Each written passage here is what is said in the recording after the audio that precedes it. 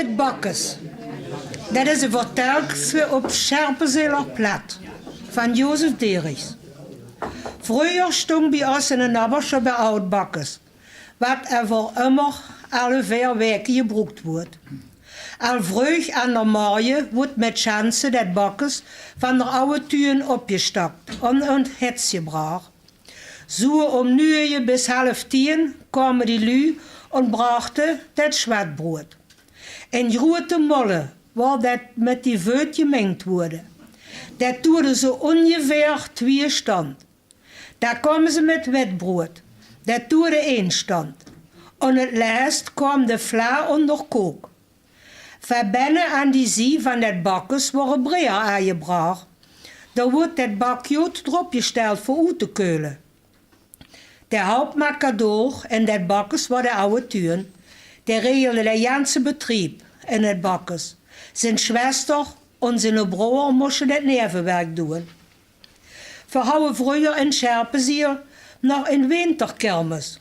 Ik geloof dat was zo om Sint Maartens erom. Dat was een richtige soep- en vreedkermis.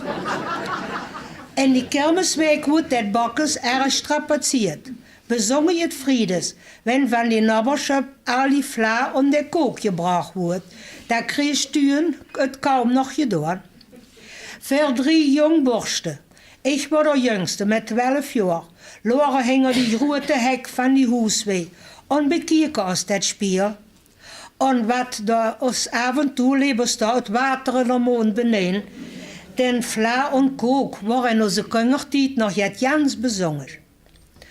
Opeens kwam ons daar in je gedanken als een kook te klauwen. Het wordt hin en her overlegd wie man dat het beste maken kon. Het wordt om dat tijd al vroeg duster. En dat kon je je maar recht zien. Wie dat tijd kwam, was het ruig om dat Bakkes worden. Verslieken ons door die hek aan dat oud Bakkes eraan. Alles was stil en ruig.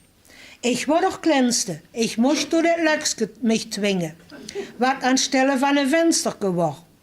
Het jong slecht over het jong. En dat Bakkes was het jans duster. En het duurde een tijd bis dat mijn oren zich daaraan gewend houden. Ik hou al met 1 hand in een pruime of een appelflaai gegrepen. Verboeten hoorde ik de man zeggen, jup, du moest kijken waar de rodonkook staat. Daar moest je die zo goed geven. Du hast jood molle, joh ik van binnen terug. Kijken is hier een dustere een probleem. En ik moet maar tasten waar de rodonkook staat. Damit kwam de oude tuin uit dat chanselok en zegt, du brauchst niet met de tasten waar de rodonkook staat, dat dan ik nu. Met een klomp voelde hij over mij her en snap, hou ik de klomp in de rug. Ik sprong tegen de deur die met geluk met een klein hekske maar vastgemaakt was en opsprong. Ik roet door die hek en voet. Voor de tuur nog lang schubben, denn door die hek kon je niet meer in ons herkomen. We hadden geen kook kregen en voor onze spas hadden we trotzdem gehad. Ons was maar niet klaar waarom de tuin zich in dat Bakkes versteken houdt om ons op te loeren. Nadat kreeg hij de tuin en Jans daarna gevraagd. Hij kon zich nog goed eraan herinneren en zag Jans verdacht. Ha, du was dat. Daar heb je niet met je rekend. Du was immer zo'n brave meisdeler. Ik had ons damals uitgeloerd, wie daar hing die hek lag. En toen had ik me gedacht, de spas verdorfst du daar ever. En ik heb mijn spas gehad.